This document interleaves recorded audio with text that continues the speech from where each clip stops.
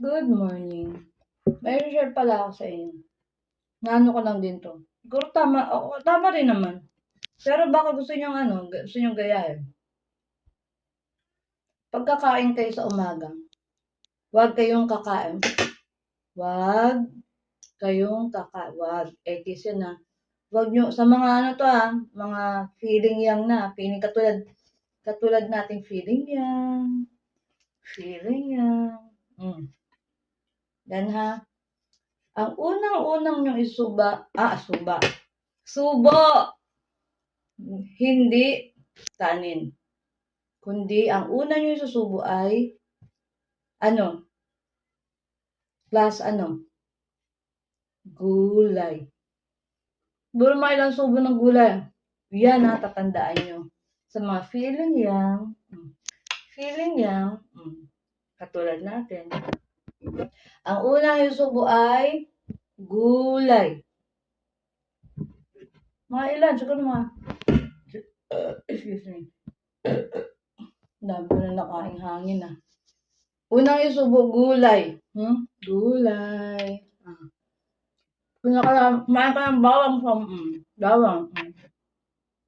Kainin mo yung bawang tsaka sibuyas. Pag nasubo mo na yung gulay, subo ka ng protein. Kung walang protein, ito na lang egg. Wala akong pork Ang mahal ng pork, ang mahal din ng beef. Ang chicken, basta isda. Wala akong isda So, egg. Sunod mo yung subo, egg.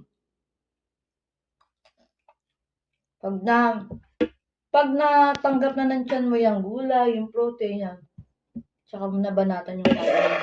Rumble mo na. Lagyan mo ng gulay, yan gano'n. Tingnan mo. Rumble. I-rumble mo na. Yan. Ang purpose lang nun, para hindi mabigla yung tiyan natin kasi kapag kinain mo ang kanin agad, mag-spike yung sugar. Kasi ang kanin ay sugar din yung pag natunaw So, ang unang kakainin, yung okra. Kung may okra ka. Kung gulay mo ganito, ginawa ko. May okra. Unang kainin, okra. Malunggay, okra. Yan ang maganda. Bawang. Yan, maganda yan. Tapos, pag nasubo mo na yung mga gulay na so, yung protein, tsaka na mag-carbs, tsaka na lumamon ng kanin. Yan, di ba?